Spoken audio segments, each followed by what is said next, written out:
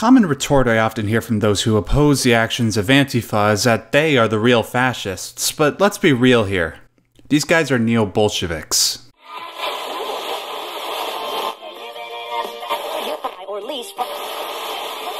In the morning. Hello, what is poppin' players? Welcome to another edition of Breaking Badger News. I am your host, as always, the yellow-skinned Simpsons kin, Max Darrett, coming at you again. And joining me once again on this program, he is the Doge in charge. He is Brian Martinez. Brian, how the hell are you doing today?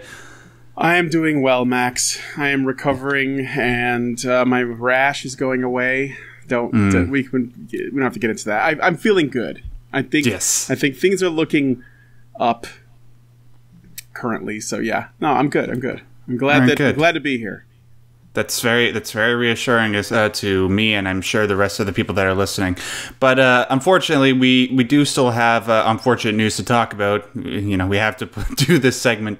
Unfortunately, well, I mean, like, fortunately, you guys do seem to respond to it, and it gets the news out there about stuff that we would like to see not happen again further on in the future, you know? Yes. We have it good because we have people who like to tune in and listen to us, and we got things to talk about. It's just the stuff that we have to talk about isn't always good.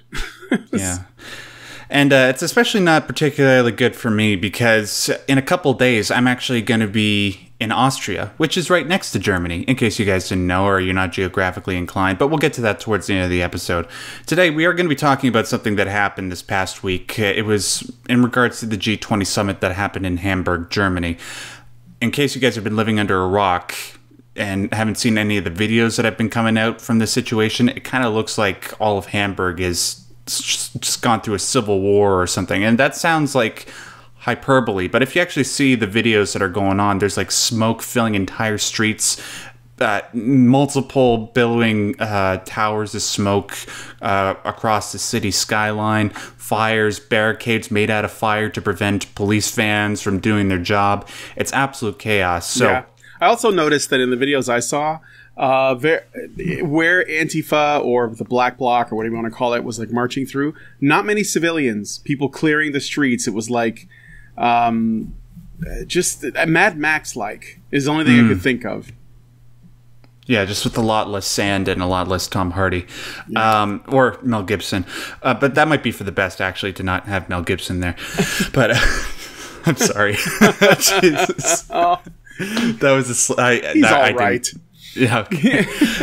You guys expect that from this type of programming. But let's just get into some statistics here because these might be a little bit shocking. So there was apparently about 10,000 police that were dispersed, not all at once, but across the course of a couple days to try and fend off the Antifa protesters. 213 police officers were apparently injured, and they have arrested apparently about 144 people. But in respect to the Black Bloc, which is what Antifa call themselves over in that part of the world, there are apparently thousands of them. And you can see pictures of this online where it's just people dressed in black take up the entire picture. It's absolutely astounding. I didn't think there were that many people that can congregate together under the belief that violence can help solve your political desires. Yeah, so the entire march was essentially a bunch of people rallied under this title called Welcome to Hell. That's what they called their march. And it was something that took place between July 6th and July 8th. One banner in particular that I saw in a photo said stuff like, "Don't let capitalism get you down. Live resistance. Join the Black Bloc." And their tactics included, of course, throwing glass bottles and rocks at officers. Cars were set on fire. Roadblocks were set up with garbage bins and lit on fire to stop the police vans. And to say what you said just to go off what you said a second ago, Brian, about there not being any civilians in the streets. Apparently the reason why that is, and I found this absolutely shocking, is that the Germans have had to deal with an ever-increasing Black Bloc presence for a long time. And so when they see their cars set on fire, or not their cars necessarily, but other people's cars, they're like, oh yeah, that's sort of normal behavior for these people to engage in, which is sort of shocking to me, especially considering what we've seen from Antifa over in this part of the world. Compared to these guys, it's like child's play. No, absolutely. It's completely different. I also find it interesting considering Germany's history with this kind of these kind of tactics. You'd think that they'd be pretty well aware that this is like not going to lead down a good road. I also found it really shocking that a lot of the signs that they were holding up were actually in English. I thought that was really strange because I just wondered, if German was the first language, then you'd expect to see it that way, unless the people that the Black Bloc are trying to reach are English speakers, or they were expecting to. I just thought that was a bit odd. I don't know if it means anything, but...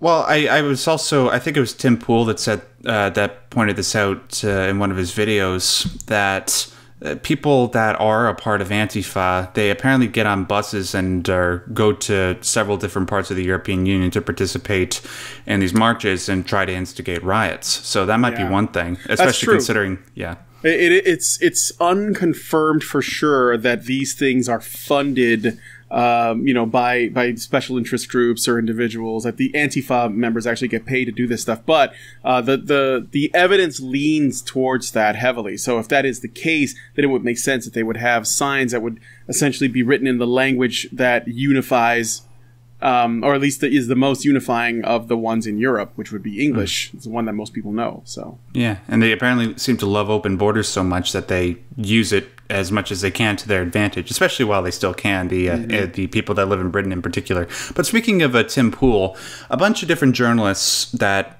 Honey Badger Radio is familiar with and our audience are familiar with were in Hamburg to cover the G20 and the inevitable protests, some including the aforementioned Tim Pool, Lauren Southern, Luke Rudkowski, what's his name? Luke Rudkowski. Luke Rudkowski, I don't do Polish names very well. He's from wearechange.org.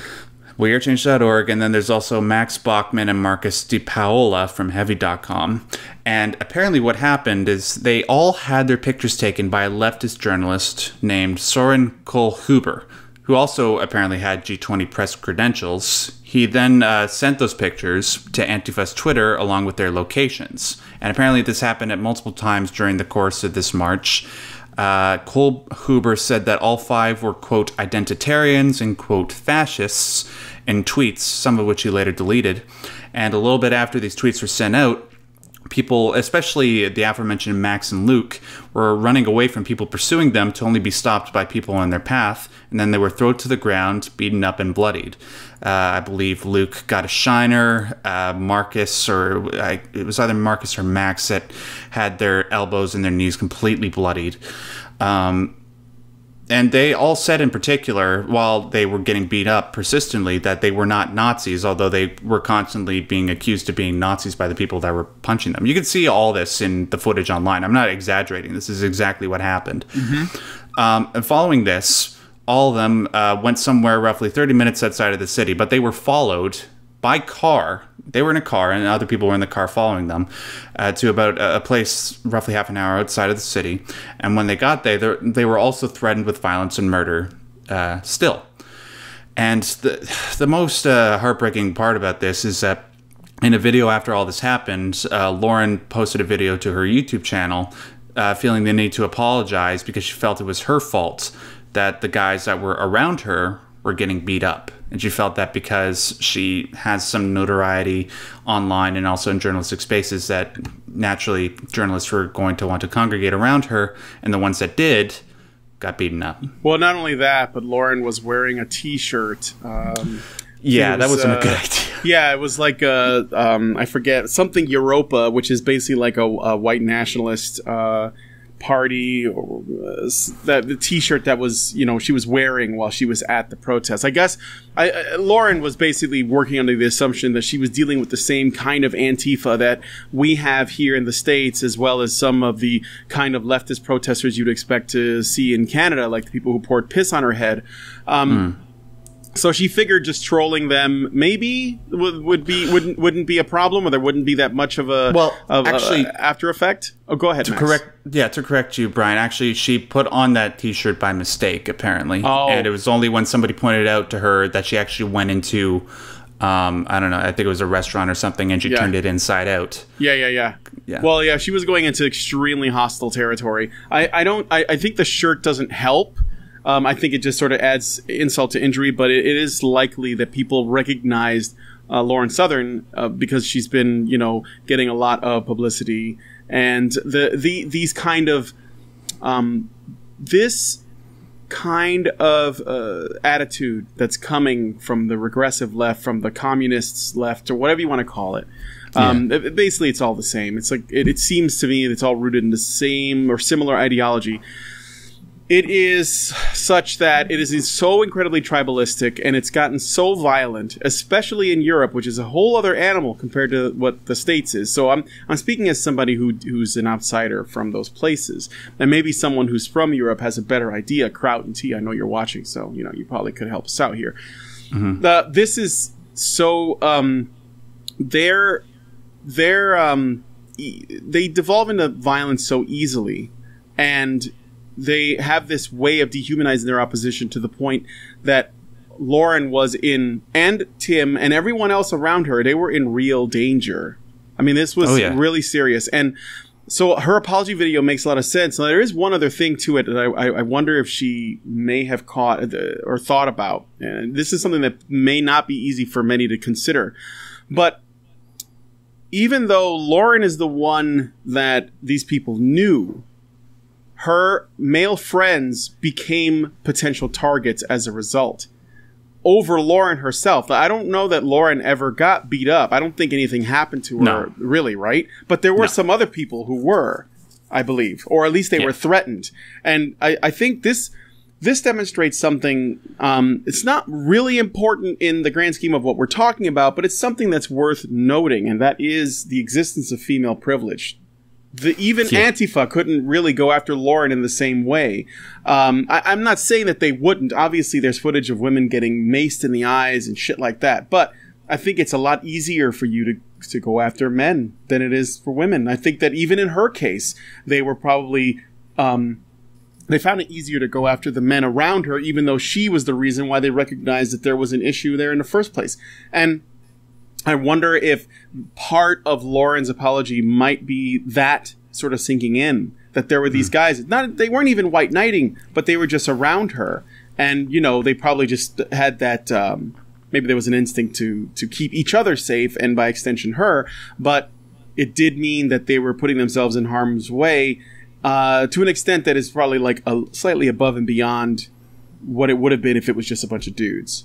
So I can understand where the concept of female privilege would arise in a situation like this. And although I'm not really sure the specifications of this particular scenario actually demonstrate female privilege, but you can definitely hear in that video that Lauren did that she feels guilty and she believes that maybe she was spared for that reason. Mm-hmm. So that's definitely a possibility. That's what I'm touching on. I'm not making a super really strong assertion for it, but I see that, and I just look at the scenario and I say, well, what if that was a man? How would it be different? And sure, and that's about the extent of it. This isn't. I guess female privilege. I don't even know that that's the right word for it. I guess it's more about. It's probably gynocentrism is probably a better way to put it, because I don't like using the word privilege myself. I just use it for lack of a better term. But anyway, I feel like you're gonna have less qualms about hitting a guy in the face. But anyways, to conclude this particular broadcast, I just want to bring up one thing in particular to address a question that I'm guessing is on a lot of people's minds. Given the history of Germany with extremism, you might think that the German government might have certain policies in place to try and go after certain extremist networks, in particular an extremist network like Antifa.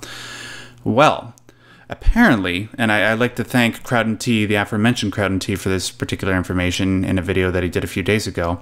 There's a woman named Manuela Schwesig, who is the current governor of the Social Democratic Party in Germany, known as the Mecklenburg-Vorpommern. She said, apparently, 3 years ago, that left-wing extremism is an over-exaggerated problem. And at the time, she cut funding to programs combating left-wing extremism and funded programs combating right-wing extremism. And now, do you think that maybe given policies like that, that the reason why we're seeing this might be a product of those types of decisions? It's interesting that you should bring that up, because I was watching a video by Aidan Paladin, and she broke down the how much of the left and the right control the politics of Hamburg, and it's like dominated. But there's basically a whole bunch of left-wing parties, and maybe there's like a couple of centrist parties, and then there's this one right-wing party. And in Hamburg, the right-wing party controls the smallest number of seats. It's basically a left-wing government for the whole thing, you know. And many of it is not just like left-wing, but like, you know, socialist left-wing, like far left-wing governments. So it's interesting that the right-wing extremism would seem to be the problem when you know, there's so much. There seems to be a lot of basically the area is a left-wing area overall.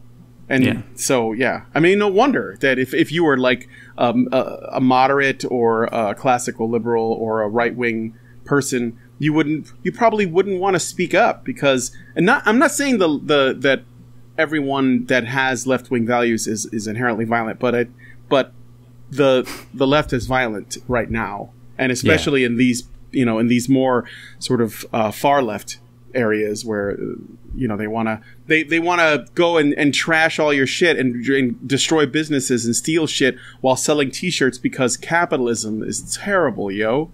Yeah, I love those pictures in particular of the Antifa members just doing selfies with their iPhone 7s in front of all the destruction. Yeah. And they were Antifa members because you could see them wearing the balaclavas. Yeah. There was also a business. There are some businesses that are like Antifa businesses. I'm not shitting you. And they have posters on their windows essentially saying, "Don't destroy this business because it supports Antifa." And oh my God. Yeah, and then there was one photo of one of those businesses that had the poster, and it's actually got a broken window because, you know, when the mob is on the prowl, you're not guaranteed that your business is safe, even if you put a sign on it saying, you know, I don't know, like, no, I got a force field, no backsies or whatever the fuck you call it. No backsies. Yeah. I wonder what the German terminology for that is. That's great. Yeah, but see, that's just what happens when you decide to support a mob. You, by proxy, support the mob mentality. And when violence gets out of hand, there's no telling who that's going to negatively affect, you know?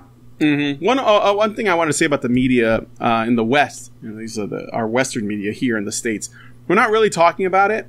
And the areas that are talking about it are putting a spin on it in a big way. And it's really sad because basically the two biggest outlets right now for news that are alternative news media, these are the two largest right now. Your choices are InfoWars and the Young Turks. And those are not good odds, not good choices. No, and when the Young Turks, they talked about this, they didn't say anything worth anything. They just basically compared it to the United States and then speculated on how much worse it would be for protesters if the U.S. was doing things. And it was just pathetic, man. Just pathetic. It's sad. We really need we need help with getting our information. And the mainstream news media is either talking about it very little, you know, or they're not talking about it at all. And they're certainly not covering it in the way that is fair. Like most of the time, like CNN and stuff, they're showing like the water cannons being sprayed at the crowd and stuff, and like all the riot cops, but not showing what Antifa's doing. You know, what the Black Bloc is doing. So, yeah. I mean, not that that's a shock, but you know. Well, yeah. Well, I'm sort of feeling a bit depressed by this entire story, so I sort of just want to end it on a more positive note before, you know, we do all the necessary housekeeping. I did say that I am going to Austria. I am going to be in Austria for the next week or so. And the aforementioned Crowd and Tea, I tried to get in touch with him, and I suggested the idea of us hanging out. And he expressed enthusiasm a couple of weeks ago, but I haven't heard back from him. So, Kraut, if you're listening to this, hit me up, man, because I'm leaving for Austria tomorrow. I'll give him a poke for you, because I talked to him on Skype. And also, there's something else. I know Kraut's supposed to be doing a stream this week, I think. So, okay. But anyway, I'm sorry. You guys will probably hang out. You'll hook up. Yeah, I was just saying, like, maybe he and I can get together and we can try and solve the problems of the world, in particularly Antifa. Obviously. You can solve Canada's and Germany's problems at once from Austria. Yeah. So, do it. So, yeah, he'd be like, first of all, get rid of that Trudeau cuck. He's absolutely unbearable. You think we have it bad here? That was my poor Crowd and Tea impression. Anyways. It's not bad. Got to smoke more cigarettes, I think. Yeah, yeah, probably. I mean, I'm going on vacation. Who knows? When in Austria. So that's it for today, ladies and gentlemen. Please leave your thoughts and comments in the comment section below. If you have any ideas of how we should stop these radical leftist thugs. If you like this particular video, obviously leave a like. And helicopter rides. Oh, sorry. What? Helicopter rides for everybody. That's how you stop commies. That's what I heard. Okay, I'm sorry. Go ahead. Wow, I'm so out of the loop. I don't get that reference. Oh, Jesus! I'm gonna hear about that. Come back to the comments. Yeah, it'll be in the comments section later. Just go check it out. Yeah, people are gonna be calling me a normie now. Yeah, and also if you want to, and if which would be ironic because I'm the autistic one. But anyways, just make sure to subscribe to this channel. Also, if you want to see more content like this, I obviously want to thank Mr. Brian Martinez for joining me to talk about this particular subject. Taking time out of his day to help me out with this, give his thoughts. And until next time, no backsies. I wasn't doing anything. I was just playing with my one ball anyway. What?